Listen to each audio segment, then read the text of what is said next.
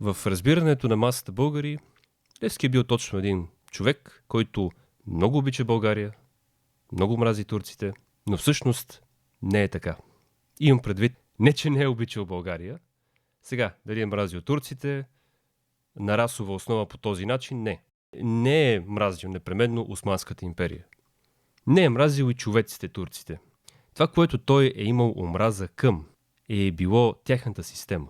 Естествено, Левски много се противил, гневил на отношението на османците към българите. Но всъщност е много важно да разберем, ние българите, че всъщност Левски много повече имал против системата, която представляват турците и дори системата, в която и според която са живяли тогава българите. И не говоря само или пък непременно религиозната система или пък държавната система, говоря изобщо системата на този свят. Ако Левски е бил бунтар, революционер и така нататък, той на първо място е бил срещу системата на този свят.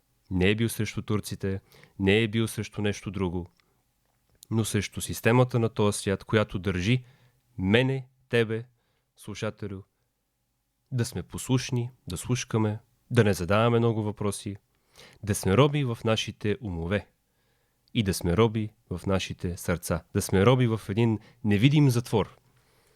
Както между и във филма Матрицата, Морфей казва на Нео: ти си в един затвор, невидим затвор.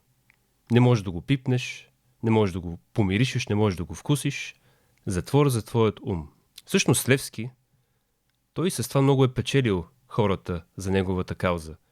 Защото той искал на първо място да ги освобождава не политически и не им е говорил непременно срещу тоя или ония човек, владетел, империя. Той им е говорил за свободата в техният ум, в тяхното сърце, свободата им в тяхната душа, духовната им свобода.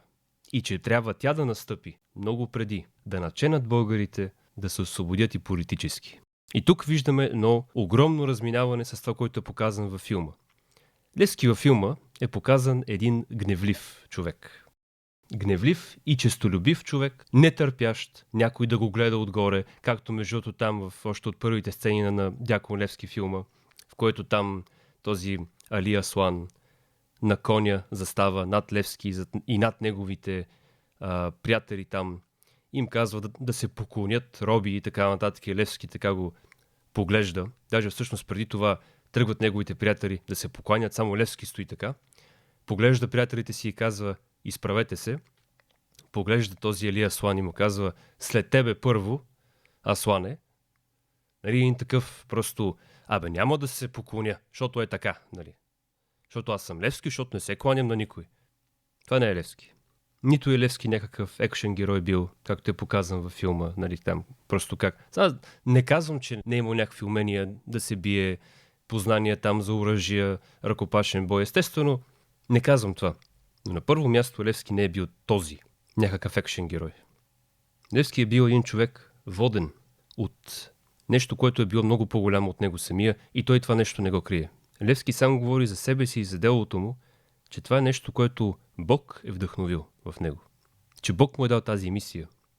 И независимо от това дали човек вярва в Бог или не, не може да се отрече този елемент, този факт. Не само защото Левски е бил и дякон, но защото заради това Левски е бил толкова уверен, бил е толкова целеустремен. И дори човек да не вярва в Бог, ценно е това да не го пренебрегва и да има уважение. Защото това е било двигателят на делото на Левски. Не е било, както казах по-рано, неговата просто омраза към турците и някаква любов към България. Да, неговата любов е била към България, но от гледна точка на отечеството му, земята на Тракия, Теракея. И си позволявам да го кажа така, защото Левски е познавал Раковски, Георги Раковски. А Георги Раковски, между другото, много хора това не го знаят за него, но много в духа на Паисий Хилендарски е говорил за това как българите сме древен народ, с древна история, с велика история, с призвание и с роля в световен план. А не просто България, нали, да живее България, както там в филма Левски се къса да крещи, да живее България, еди какво си, еди що си. Това е всъщност едно показване на Левски в образа на патриотар. Както между другото много модерни хора застават и говорят за патриотизъм, за родолюбство. В филма Левски много повече прилича на тях, на разни политици в днешно време и разни такива псевдородолюбци, но Левски не е бил такъв.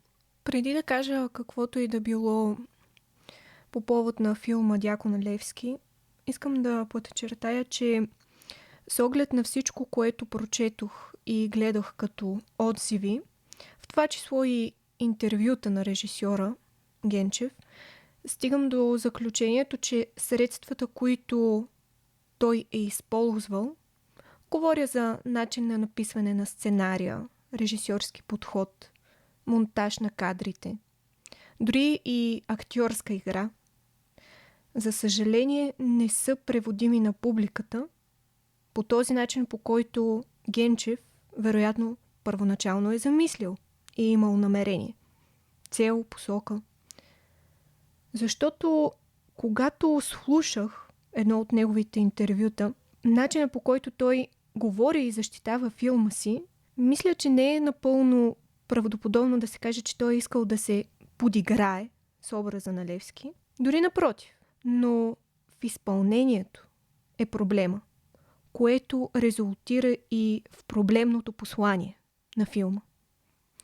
Защото това, което според мен липсваше, е да видим Левски като този лидер, който вдъхновява. Този, който цялостната му осанка и обхода е достолепна.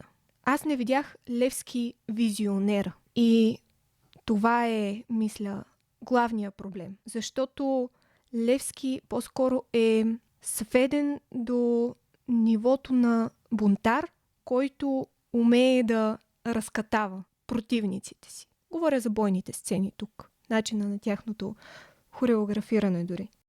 Тук също искам да допълня с един цитат на самия режисьор, който казва, че нямам амбицията да си въобразявам, че ще покажа кой е Левски. Не правя документален филм. Аз не знам кой е Апостола, но това е моята представа за него. И тя е вълнуваща. И както ти по-рано спомена, че да, той не прави документален филм, но все пак остава ли верен на духа на Левски? По-скоро не. И в тая връзка имаше много голям обществен отзвук, дори критика към тази сцена, по-конкретно в която Левски псува този турчин, когато го отвеждат към бесилото в каруцата. И още нещо ще кажа, пак като цитат на режисьора. Левски псува турчин, който казва, че трябва да го изядат чакалите. В псовнята има оплодителен, а не унищожителен заряд.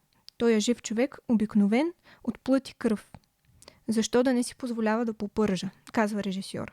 И разбираемо, че това ще доведе до много голям критически отзвук. Защото все пак не подобава.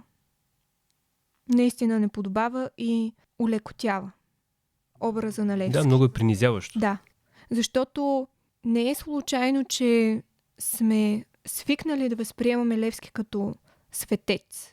И така би следвало да бъде.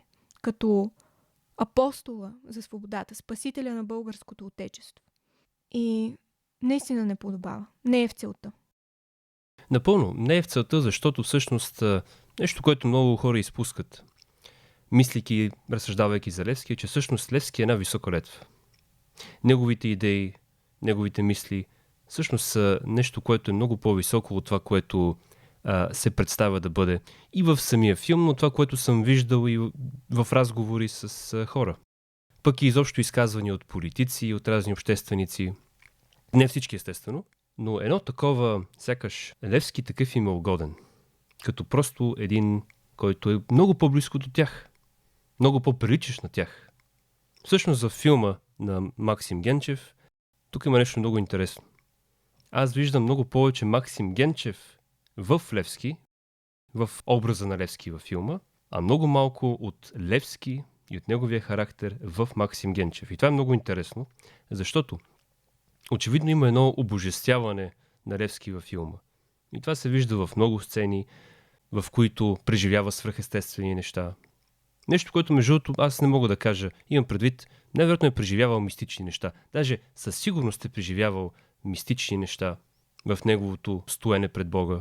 Малко се знае за тези неща, но аз с това не казвам, че това не го е имало изобщо. Но ето там, например, има едно, още там от детството му, когато за пръв път влиза в храма. Изведнъж започва да пее, някакъв глас просто е така му се дава. Нещо ангелско, но нещо, което стои много не на място, защото е някакси сякаш незаслужено. Просто е така плеснато и просто защото това е Левски. Ето това е Левски, той е пеел, нали, знае се за него, че има хубав глас и просто ето още от малък, ето Левски, който пее, ето неговият ангелски глас. Вижте за каква личност става въпрос. Левски с неговият ангелски глас. Или пък там по-късно, където го обгрижват, ако не се лъжа, двама духовници, така се грижат за него, му помагат с определени рани. И там един му казва, че капнал му от кръвта в космически календар и календара му предричат определени неща от бъдещето, как ще умре и къде ще умре, ако не се лъжа, нещо такова беше. Отново аз не казвам, че не е имало такова нещо, но съм сигурен, че това е по-скоро художествената интерпретация на Максим Генчев.